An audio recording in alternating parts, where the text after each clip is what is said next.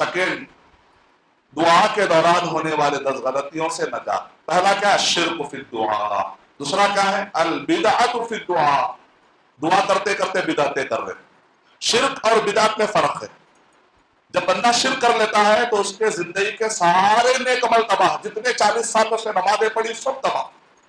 लेकिन बिदअत, वो जो अमल कर रहा है सिर्फ वही तबाह होता है पूरे आमाल में। बिदअत और शिर्क में थोड़ा सा फर्क। अल्लाह के नबी सल्लल्लाहु अलैहि वसल्लम ने इरशाद फरमाया, मन अहदता फी अमरिना हादा मा लैसा मिनहु फहुवा रद्दुन। सही मुस्लिम की रिवायत। और वो फी रिवायत, और एक रिवायत में मन आमिला अमलन लैसा अलैहि अमरुना फहुवा रद्दुन। जो भी आदमी ऐसा अमल करे जो हमारा आज के मामले में नहीं था, नबी और सहाबा के जमाने में जो दीन नहीं था, उससे हटकर कोई नया दीन, नई शरीयत, नया तरीका आप ईजाद कर लेते हैं और समझते हैं कि आप बहुत दीनदार है, तो दरअसल आपका वो काम मरदूद है। लोग नए नए दीन के काम में लाकर कहते हैं ये भी दीनदार, ये भी बेचारा दीनदार आदमी। जो आदमी दीनदार बनना चाहता है वो दीन के नाम पर ज़बा हो जाता है, वो दीन की मोहब्बत में ज़बा हो जाता है। देखिए जो लोग ज़बा कर रहे हैं कौम को ना, वो कोई दूसरे अल्फाज इस्तेमाल नहीं करते, वो कुरान और सही हदीस के अल्फाज भी इस्तेमाल करते हैं।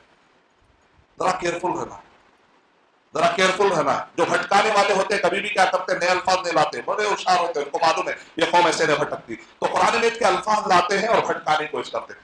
आपको दरूद से बड़ी मोहब्बत होती है तो लोग क्या कहते हैं, दरूद लखी पढ़ो, पढ़ने लगता है बेचारा। दरूद गंजी ना पढ़ो, पढ़ने लगता है।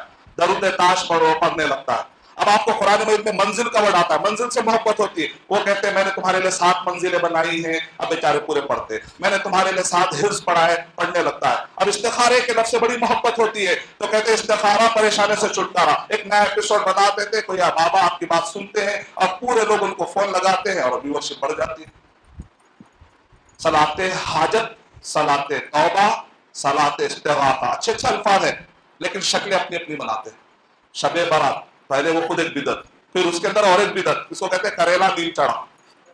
यानी करेले को रात भर नीम के पत्तों के पानी में भिगाए तो और कितना कड़वा होता, उतना खतरनाक। पहले एक बिदत, बिदत के अंदर एक और एक बिदत।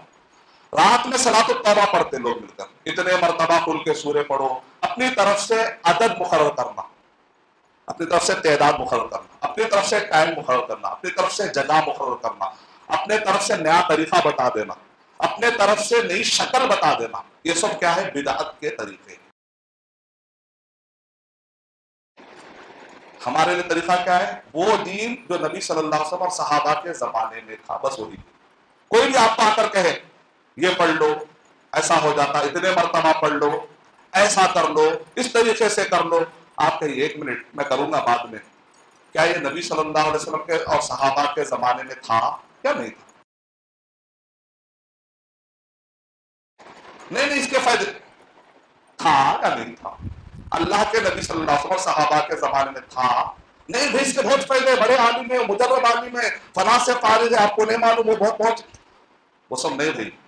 अल्लाह और उसके रसूल सल्लल्लाहु अलैहि वसल्लम, अल्लाह के नबी सल्लल्लाहु अलैहि वसल्लम और सहाबा के जमाने में था या नहीं था? नहीं था, बस खत्म, आप जाइए, आप, मुझे नहीं चाहिए, फायदे नहीं चाहिए। अल्लाह के नबी सल्लल्लाहु अलैहि वसल्लम और सहाबा के जमाने में जिस दिन से जितना फायदा मिला ना, उतना फायदा मुझे मिला तो बस है, मुझे और फायदे नहीं चाहिए। ऐसी जिद होनी चाहिए। जब शिर्क का मसला आ जाए, नो कॉम्प्रोमाइज। जब बिदअत का मसला आ जाए, नो कॉम्प्रोमाइज। जब ये जिद पैदा करोगे तो तौहीद पैदा होगी।